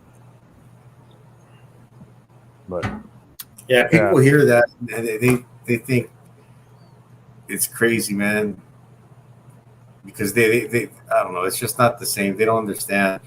They're not the parts distributors are buying in mass bulk, so they're getting a decent price from the manufacturers, and then shops are not necessarily buying in mass bulk, but they're buying a lot more than Joe Blow, who's doing his brakes once a month, going to AutoZone, is doing them for. So that's why. So the shop I used to work at. This is how he did it. He would let people bring in their own parts whenever they would, and he would install them, but he would charge them more labor because the shop wasn't making any money off of the parts. That's what we do. That's the way he worked. Also, he didn't like people bringing in their own parts because a lot of times it'd be like shit parts, and we'd have to do it again. They'd want you to warranty it, and you're like, no way. Like you're the one that went and bought AutoZone parts. You get AutoZone, repairs. So Yeah, you get some eBay injectors or something like that. Now you got to stand behind that junk. yeah. You Or somebody would go to the junkyard and go get a junkyard part, or they self-diagnose something, and they go, "Here, I need you to put this on." Then you put it on, and it's wrong. You just run through the gamut of the. Well, if I got to go to the junkyard, they get a trip charge. No, I'm saying they'll bring you junkyard parts. Like they'll go buy something from a junkyard. Well, that's where you get into we don't take customer supplied parts. And most of the time, I can sell the parts for almost the same money as what they can buy it for. Look, I'm not saying I do this, but if a customer wants to bring parts and they're going to pay me in cash, I mean, I know somebody that will do that. They'll install parts for cash, but I for the most part, now I'm not talking about at the shop, I'm talking about myself. I try to always use Ford parts, and I tell the customer, any customer, when they look at the price of my parts, dude, here's the list of parts you need. This is what I was going to charge you. Call any dealership, in California, anywhere you want, because the parts are all going to be the same wherever they call. Now, I get a deal from Ford because I do buy a lot of Ford parts. That's the main parts that I always buy. So I always make money on parts as well. But customer's going to call the dealership. They're going to get them for what they are. Want to look on eBay or Amazon or What? something like that. Well, So here, I'll kind of break down. I've had this discussion recently with the customer, and they go, well, "Why are you marking up the parts?" I go, "Okay, when this fails, I have to go and replace the part. Wait for the company that sold me the part to reimburse me, Right. and I'm paying labor again, and they're probably not going to pay labor on this. So that's part of the markup. Not only am I helping pay for the shop because nothing's free. My insurance isn't free, my subscriptions aren't free, my rent's not free, my electricity's not free. I mean, it all breaks down. There's all kinds of charges. There's surcharges, like how to get rid of the waste oil. I have batteries on consignment. All X, Y, and Z. Right? We just go through it. I'm sitting on a couple $1,000s worth of refrigerant. I got to go and update all the machinery every once in a while. So me charging a markup on the parts, I really don't care. If they don't like it, they can take their stuff somewhere else. But I told them, I go, when I put parts on, if the company that we buy the parts from, if they don't offer a labor warranty, just a parts warranty, well, then that's kind of how you cover your ass. That's let's do that markup. So One of the first things you told me, Jude, was to open a personal account with Ford at a dealership for myself, since I tend to work on a lot of Fords. And that has actually paid off when I do stuff on F-150s or Mustangs or whatever it may be. And it's paid off because I get the correct parts. And I remember when you told me that. Go talk to them, get yourself a commercial account. Doesn't matter what you do. And it has actually paid off in spades because I get the correct parts every single time. Because that's one of the models makes that I work on the most is Ford. Hey, Jude, let me ask you this question. So on your dealer parts, how like dealer parts, you don't really there's not like a ton of markup on the part between like what you pay for it and what the list price is. Does the shop you work for, do they charge over the list price on the dealer parts? no, not really. I mean, if it's like a 5 or 10% markup, maybe we'll try to get that 30%. But for the most part, we always do. No, I would say when it comes to dealerships, when we do get parts from dealerships, we pretty much just go straight off of list because that's the one part that I know when the customer does call, if they check, that's the price they're going to get. So for the most part, we try to go list off of the dealership, where we make a little more money than most places, because I know there's not a lot of money in tires, and we sell a lot of tires, and we mark up tires more than any tire shop around us, and there's 10 around us, and it blows my mind because we're we're not as fast as a tire shop because we're not set up to just pull you in and pull you out. Yeah, we're not set up to be that quick service tire shop, so we're taking a lot longer with your vehicle, and we're charging you more for the tires. But we've got some customers that just like coming to us and have never questioned it. I question. It was hard for me to get used to them. I would bump heads with my boss all the time on his labor rates sometimes, or his parts prices, and it was. The only thing I don't like is when guys go and they look at the labor times and then they decide they're going to go and double the labor times.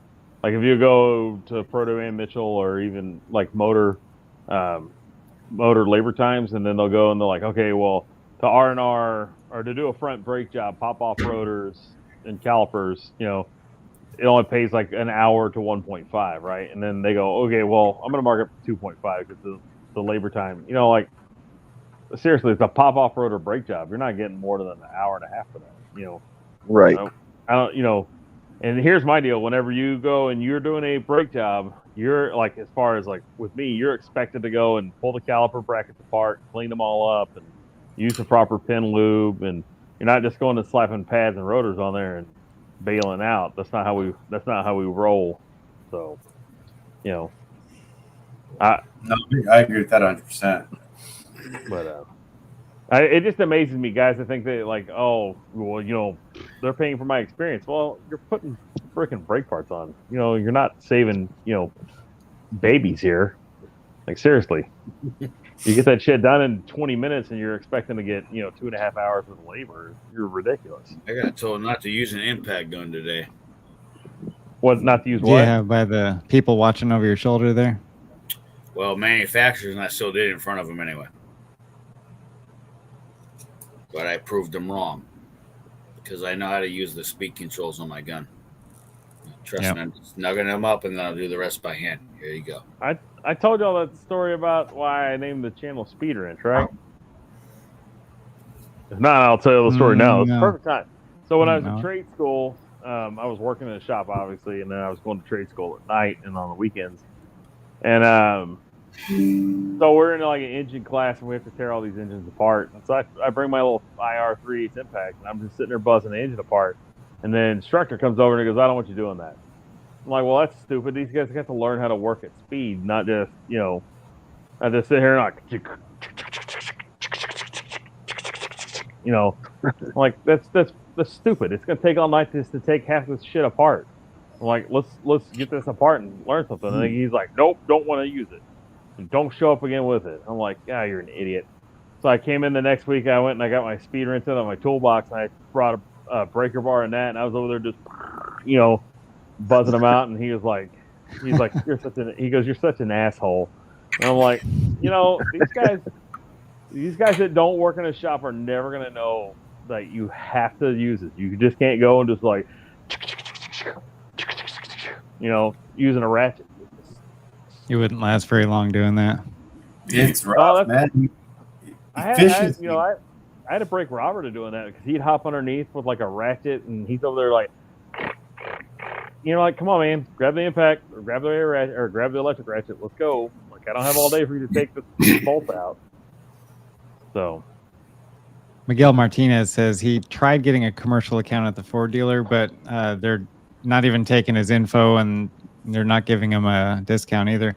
Have you guys have a problem with that? I've never had a problem with any dealership just signing you up for an account. They sell more parts that way. They want to do that, and it makes it easier on them. When you call them up and ask for a part, they just ask for your number or whatever, and then put it in. Bang, all the info is there. So it makes it easier on everybody. The only thing that I don't do is I don't sign up for a credit account. We do a card on file, or cash account with card on file. But I take cash on mine. Recently, we had to redo our account with WorldPack, how we get WorldPack parts delivered, and so we had to go and apply for a credit account, which was fine, but we still do a card on file with them. So I was kind of weird why whenever we redid it, they're like, "Hey, you have to apply for a credit, or you have to go and apply for a credit account." Basically, when we're redoing our account, because it's how we get our parts delivered. Because before we were using will call, because when we moved out to the fit shop, they wouldn't deliver to the fit shop just because of the distance. But now that we're going to be back in town, they're fine with us, doing that. They still had to do that. It was weird because the first time we signed up for them, we didn't have to do that. It was kind of odd, but and then everybody else. Very simple. They want to have OEM parts. They're still going to pay the 30% because I have to go get the parts because they will not deliver it. Gas and gas is not free. No, my time ain't for free either. So 30% markup, and I tell them up front, you want OEM parts, you're going to pay out in those. Theo, question for you: do you charge for diagnosis? Depends on. Do you do diagnosis for free, or do you charge? Because some places say we don't charge. Well, if it only took me 5 minutes or 10 minutes to find it, I ain't going to charge for that. But if it takes X amount of time, then yeah, absolutely. Then my standard time is an hour. When I was wrenching, my first hour and a half on my ticket I don't care if it took me 5 minutes. I got an hour and a half for diag because the one that took me 3 hours that's for whether it was next week or next month, you have to. But yeah, I that was then. Now, just depending on like Theo said, if it involves teardown, you're getting pretty deep into it. Yeah, you have to charge some diag. But if you kind of know what's going on, you monitor a few PIDs and pull a code or something, like exactly what you're. Yeah, I probably won't charge.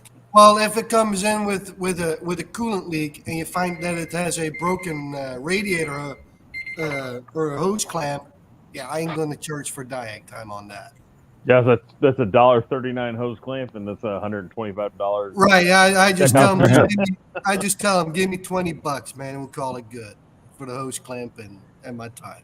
But, Yeah, I mean, if it's something simple, I usually just tell them, they can catch up next time they come in for a bigger repair. They need to come to us. Just And more like times than not, that works out for you. I'm not out Yeah. there, gouging the old ladies in the parking lot for light bulbs. Right. So, like the video I did where I broke the kid's head gasket doing his valve cover. We worked the deal up. $50 for a 30-pack of beer. I'm good. I sourced the part, found the correct part that would work. Car's still running. Has a whole multitude of other issues, by the way. But it's like when you get those since you repairs, since you worked on it, now it's doing this. You're like, come on. well, prior to this particular person driving it, I've already worked on it. I've replaced the throttle cable, the cable in it from the gas pedal all the way through. I've done all that. I've done a couple oil changes on it. This car's has been beat to hell. I think 270,000 plus miles on it. It's a little four-banger Ford Focus. I was just about to make that comment. It is midnight on the East Coast, guys. I know it's getting late. If anybody wants to continue, that's fine. But I've got I know it's probably earliest for me, but I've got about 15 minutes left, guys. Tops. All right. So yeah, it's not. Yeah, let's put a cap on it. Yeah, I'm ready for bed myself. I got to get up at 5 a.m. and it's midnight here. Yeah, that's I don't exactly. So we'll call it then 15 minutes, guys, and that'll put us at 2 hours for the stream. Good. Yeah. People want to come back and watch. If you guys are okay with that, 15 more minutes. That sounds fine. You guys going to be mad if I dip out what early? Ed talked about. No, No, go ahead. Mike, No, absolutely, dude. If you got to go, man. Don't. Get your rest. You're talking to some pros here, man. We'll probably be up, 2 extra hours on the back stream. No, I'm just All right. All right. Well, I will see you guys next week and, on Instagram and all that. So, Yep. till then, everybody have a great night. Have a great week. Take it easy, man. You too. Mike. So Ed the old tech guy is talking about his experience at the Honda dealership where, he's got an account there. He gets discounts as a DIY guy. And I've got the same experience with the dealerships that I work at or work with. They put me in as a commercial account and I can get discounts and all that stuff. Makes it easy. And I've got a first call account over at O'Reilly. And if I need them to, they'll go to Ford, Chevy dealership, wherever, pick up the parts that I need, and they'll deliver them on their first call wagon. So that helps me out a lot if I'm slammed busy or I just can't go. It costs me a little bit more, but it's totally worth it. Oh, that's completely worth it. I had a question that you just revived I was thinking about it a minute ago, but you revived my memory. Any of you guys have dealerships that deliver to you but now charge you a delivery fee? We have one dealership. It's a Dodge dealership. It charges $9 to deliver. And they've been doing it for a couple months now, but I was asking them about it today. I said, why are you charging us $9? And they're like, oh, gas has gone up. And I'm like, well, yeah, I know that's true. Fuel surcharge. Fuel surcharge. So That's in the bill where it says other pricing. So one of the Ford We have one dealerships that for I think it's Nissan. Go ahead, Yeah, guys. one of the Ford dealerships that we deal with, they were charging you $5 per invoice. And so when you do a RO system, when you work off a RO, a lot of times you only RO one invoice per RO, right? And so if you had 10 separate ROs that you're making orders for, you're paying $50 surcharge there. That's why we don't use that dealership anymore. And then they were charging to pick up. They were charging to pick up cores. Like if they were coming anyways, they charged you to pick up the core. And so we went to the other. The core charge you're losing too. Yeah. So we went to the other. We went to another dealership and we told them what was going on. And the guy's like, "Yeah, we're not charging y'all anything if we get your business." And I'm like, "Sold." So. But yeah, that's why you brought that up. Because it was a total screw 'em deal. So the whole fuel surcharge thing. That is the one. I go, well, how much of the money is the driver getting? and they were like, they wouldn't talk about that, because the driver's getting probably like $5 extra a day, and like they're making X amount of dollars. I'm like, that's a load of shit there. So now, what about this? Have any of you guys ordered parts from one of your local parts distributors? And we all know our delivery drivers. They have their, at 9 o'clock I get Kayla, at 10:30 I get Steve, and I know my drivers for the different companies. But the other day someone came in. I recognized the invoice, but I did not recognize the driver, and they were kind of sitting there like they had no idea what they were doing. And I'm like, well, can I help you? And they're like, oh yeah, I'm delivering a part. I forget who we used, but they were backed up, so they sent the part with like an Uber or a Lyft or however they did it. They sent the part that way, and we just had to sign that guy's little tablet, and he's like, all right, cool, man, that was it. So parts houses, that's pretty cool. Yeah, they sent it. Yeah, usually those Uber, like Uber Eats and all that, their charges are pretty low. So getting parts from them, I think that's a pretty good deal. Yeah, Napa does that every once in a while. They'll send out like a favor driver or somebody. It's like one of those sites, and we'll get it. So it'll be something weird, like not weird person, but it'll be like a different person than normal. You're like, who the hell are you? And they're like, oh, we're from Napa. You're like, gotcha. Would you like a pizza with your oil filter? Yeah. Hey, I would definitely go to Napa for that. Range, and I was just kidding. We're not going to be on the back stream, dude. That was a joke. It's happened in the past, but I don't think we're doing that tonight. So it's a school night. Come on. A little secret for everybody, if you don't know this, the Proformer bearings at Napa are actually just SKF bearings that are boxed in a Napa box, and you get them at a significant discount from the regular SKF bearings. So if you're out there buying parts, you go and buy the Napa Proformer, that is a SKF bearing in the box. I like that. Yeah, that's SKF. They're up there now. They're over $100, $120, something like that. Yeah, I've had a couple times where I bought SKF bearings and I've been like kind of bit by them, but that's just with the tone rings. And they were both on Ford F-250s. I did the front wheel hubs, and it was something with the tone ring and the bearing. It wasn't right. It may have been a bad badge or something like that, but that's the only time I've ever had any problems with the SKF bearings. So, SKF good bearings.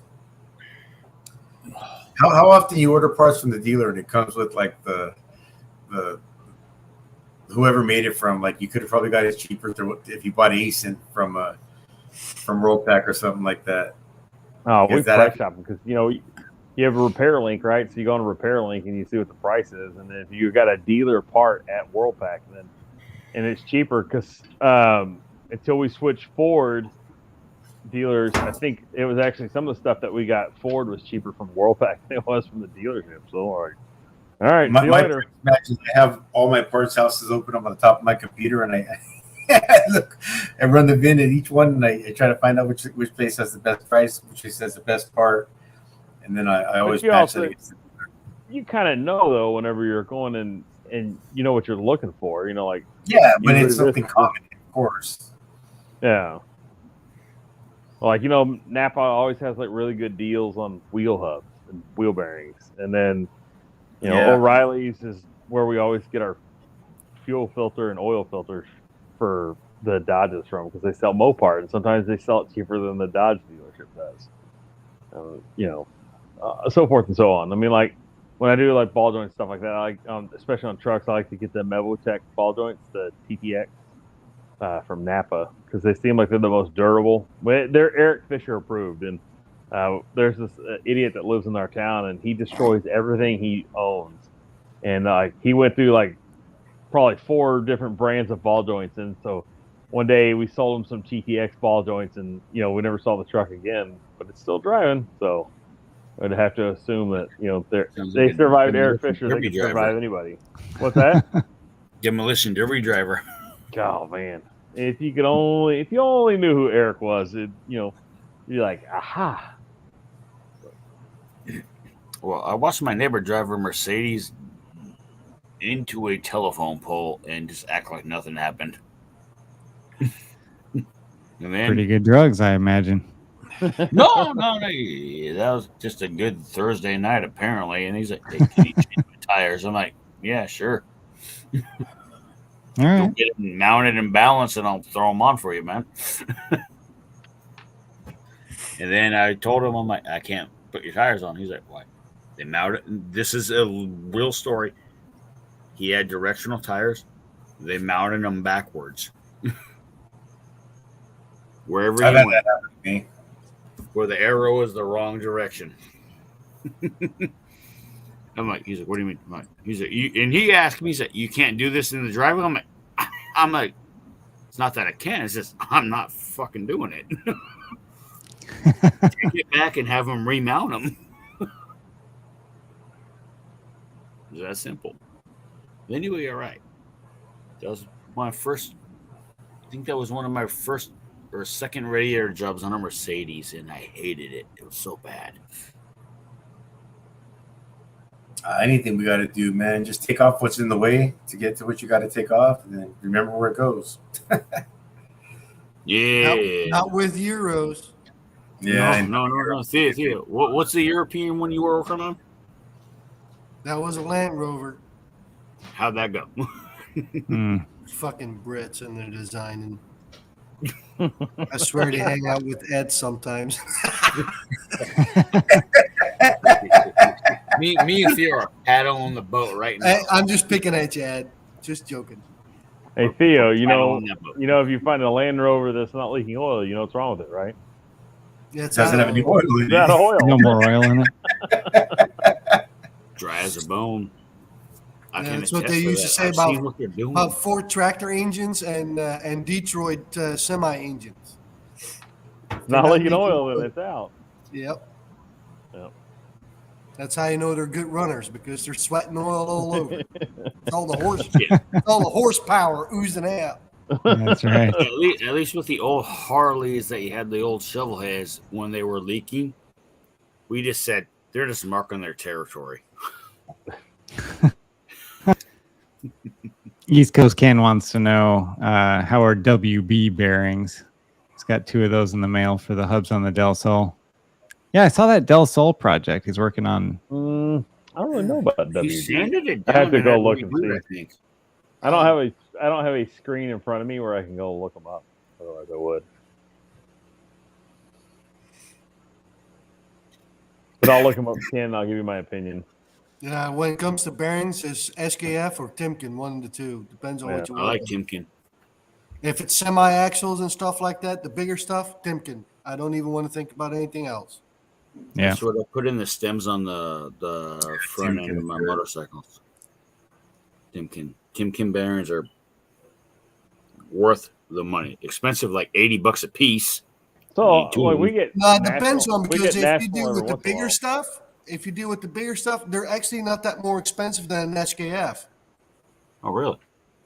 Yeah, because they make more of it. SKF is more for the smaller, is more popular for the smaller bearings.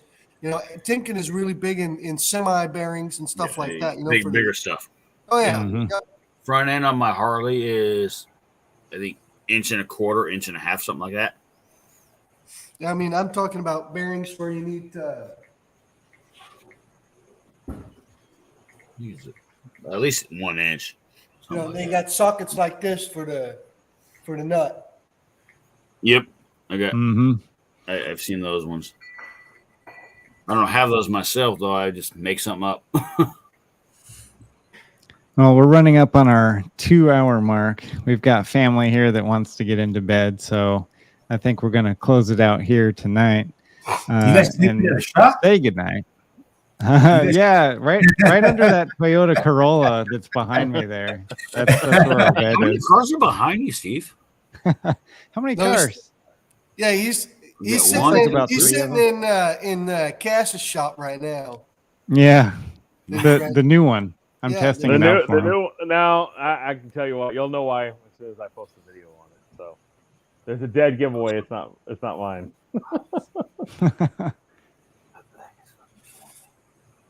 So you guys want to close it out and say goodnight? Sure. Good night, everyone. Please subscribe to Tex Talking Shop. Check us out on Instagram. Check out everybody's individual channels. You saw all of us here tonight. Mike already left, but he's a Greasy Monkey. Our other members are One Mechanic Dave and the Mad Brooker. We've had guest contributors in the chat tonight. East Coast Ken, he's been a guest contributor. If it's not broke, fix it. Ed the Old Tech Guy, Raging Cajuns Garage, and if I forgot someone, I apologize. But Del Lucid has contributed. well, he wasn't in the chat tonight. But if you guys, have ideas for stuff you want to see the group do, let us know on Instagram. You can always message us or message us individually, and we'll get it to the rest of the group. So that's my good night. Good night. Next. Sorry. And it's Friday here, so officially I can say, have a good weekend. There you go. I can't say have a good weekend. I'm working Saturday and Sunday, guys. It's GM85. Check out Text Talk and Shop. You guys will get a lot of info out of us. Bye. Oh no! You know what? I'll beat Cass to it. No, I shall not do that. Cass,